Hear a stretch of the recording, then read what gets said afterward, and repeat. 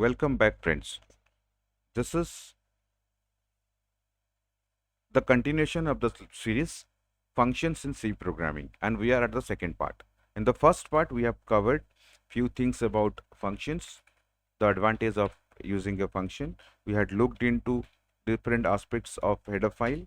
We have also discussed about preprocessor and preprocessor directives, followed by the behavior of a C program while starting from writing program to execution. And in that context, we have said we have discussed about how the process goes on. The process goes on like first the program is handed over to preprocessor, then preprocessor handed that one over to compiler. Finally, compiler handed that one over to linker where all the libraries are included. Finally, it will be converted into .exe file to produce the desired output or to produce the output as per the code that is written in the C program, right? And we have discussed thoroughly about all these parts. In case you missed that video, please go back to that video, complete that first part and come back.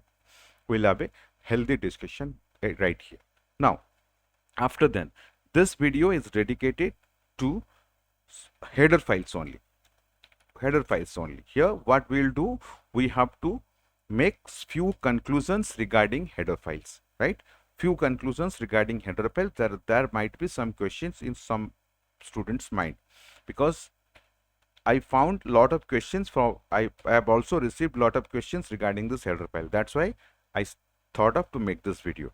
This video might be helpful if you want to know details about the header file concept, right? Conclusion number one. Conclusion number one. What exactly conclusion number one? It starts like every time we have seen two kinds of include statement. In the first include statement, something is like stdio dot within angle bracket, and in some other cases it has been written like include stdioh in double quotation. Now, whenever we show these two kind of notation, there is obviously one question come into the mind whether both the declaration or both the statements or both the methods are correct or not. Number one. Number two, if both are correct, is there any difference between these two? If not, whether I can go which one I should go with when and which one I should go with second. At what is the time when I should prefer this and what is the time when I should prefer this. So there is a question like this, right? Now, to understand this particular question or to understand this particular situation, we need to confirm about few things. The question is about presenting header files in angle bracket or presenting header files in double quotation, right? For this, let us try to answer this question. Case number one, first bit. If I include the header files in stdio.h. Now let us look at the process. The first process is preprocessor. What it will do? It will collect the output, it will collect the content of the file from the preprocessor directives #include stdio.h. Now, this one will collect the output of this one, stdio.h. Now, if stdio.h is not present in that location, definitely we are going to get an error message, right? That means one thing is for sure, stdio.h should be present at some location. Now, if we'll place this angle bracket, immediately your preprocessor directive will search whether this stdio.h is present inside that include directory or not. There is a directory called as include directory inside my C environment, and this include directory contains all the predefined header files that comes with C environment. Make this point very clear or keep this point in mind. So if we are specifying in angle bracket, it will only search if this file is present inside include directory or not. To answer this question, we have either yes or no. If it is yes, no problem, the remaining process will be carried out. If no, immediately my compiler will give me an error message by saying unable to open include file. Unable to open include file stdio.h means it could not able to open stdio.h file. Clear? Now, This is all about angle bracket. So what about double quotation? Double quotation, same procedure carried out, but the search is now divided into two categories. The second part is completely optional. If the first part fails, then second part continue. If both the part fails, then I'll get the error message. What is the first part? What is the first part? In the first part, your preprocessor will look for this particular file inside the directory called as current directory. Current directory means the directory where I am working with. Don't worry, I'll let you know how to find that directory. Just don't worry. If it is there in the current directory, no problem at all, things will go right. In case it is not able to find, immediately it will goes to the directory called as include directory. Now, if it is fine, same scenario continues. If no, the exactly same error we are going to get, unable to open include file stdio.h. So, the difference is in the presentation. If presented within angle bracket, only one search, that is inside include directory. If present within double quote, two search, one is current directory, second one is include directory. If current directory fails to include directory, if both the directory fail, then error message, right? Now let us cross check. Let us cross check this particular statement whether these two are the statement that we have just discussed are really true, or is there any twist in that. Let us see. Let us conclude that first. Suppose I am writing hash include stdio.h, right? And I am writing void main followed by, I am not writing anything inside main, just for compilation purpose, Save this file, compile, the code compiles file, because stdio.h is present inside include directory. If you want to check, we can check. Go for file followed by .cell. Now see, the directory says turbo c3/bin. Remember, the last directory that is displayed is called as the current directory. Now, what is my current directory right now? My current directory is bin, that is bin directory. Let me change to include directory. Now, my current directory is include directory. Let us find out whether stdio.h is present or not.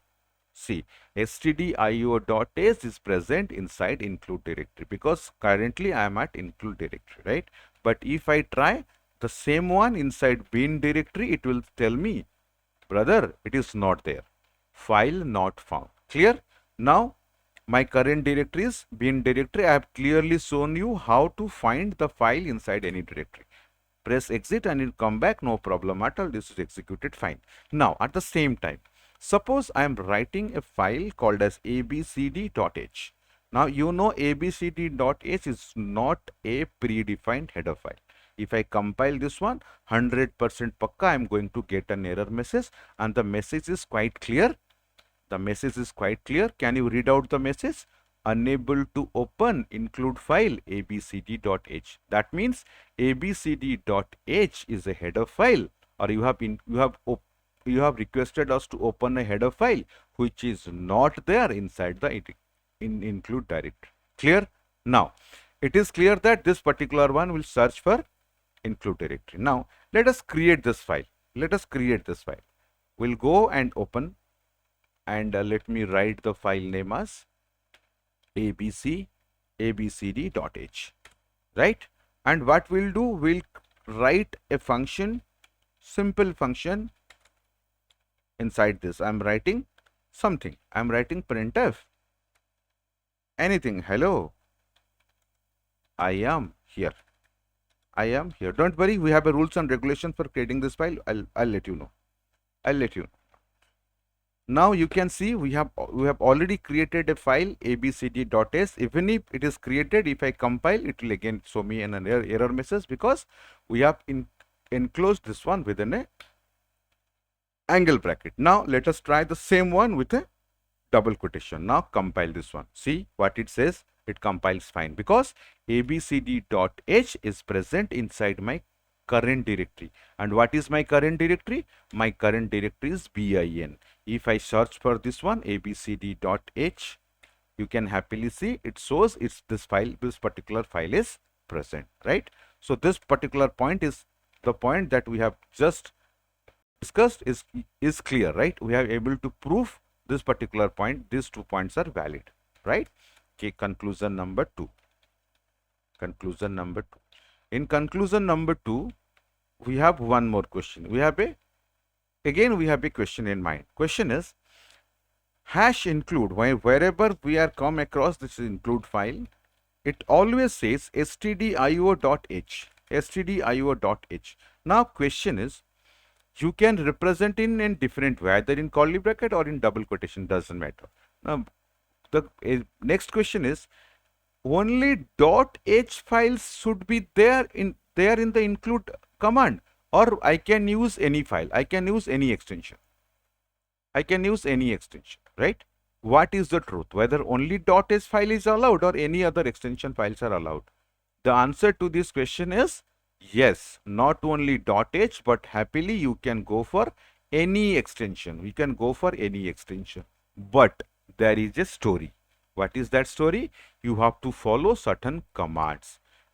Doesn't matter what is the extension name of that file, doesn't matter. Extension name could be anything, but that should follow few rules. Rule number one, it should contain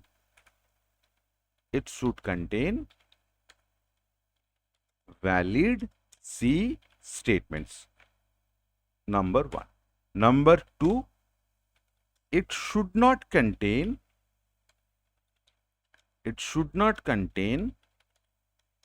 any main function. Should not contain any main function.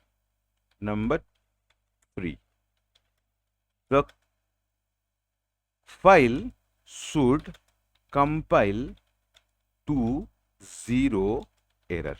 Means if we compile this file that I want to include should compile to 0 error.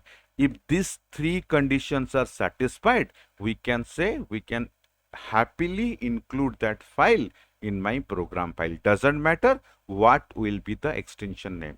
Doesn't matter the extension name is .c, extension name is .abc, extension name is .ef.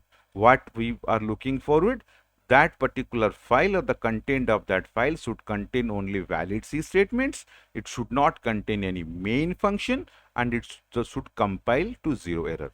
Let us see. Let us see all the conditions there, what are valid and what are invalid. Let us get back to our C environment. Here it is. Here it is. Let us see. I'll go for a file called as abcd.abc. I want to include this file. If I compile this one, definitely it will give me an error message because this file is neither present in my current directory nor present in my include directory. Now let us create that file. That file is abcd.abc, right? We are creating that file. Let us write a C functionality here. I'm writing this, I'm writing a function. Within that function, I'm just writing one statement, hello. This is a function. This is a function. I'm only writing this statement. If I call this method, it will say me this one. Now, let us see whether this particular file satisfy all the conditions that we have discussed. See, all these functions are valid C statements. All these are valid C statements. Number one. This particular file again does not contain any main method. Number two. Number three, let us compile this file. And this file compiles to 0 error. So all the conditions are satisfied here without any issue. Let us close this file. Now let us call this file, call the method that is there inside that abcd.abc, right? Let us save this file. Let us compile this file. Now the code compiles absolutely fine without any error.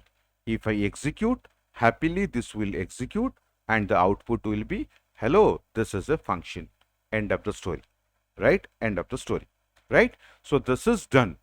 Like we can happily include any file with any extension name, but the condition should be that we have discussed. One more condition here we need to discuss. That condition is this function should not contain any main function. Let us see if it contains main function. The code will compile file. See, remaining all conditions are valid. Only one condition I have violated. I have included one main method, right?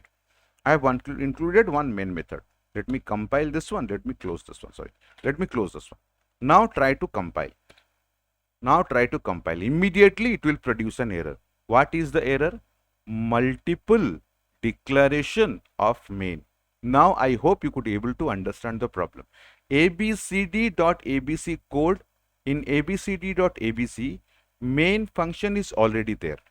Main function is already there. Now the next question is, can we have one more main function here? The answer to this question is no.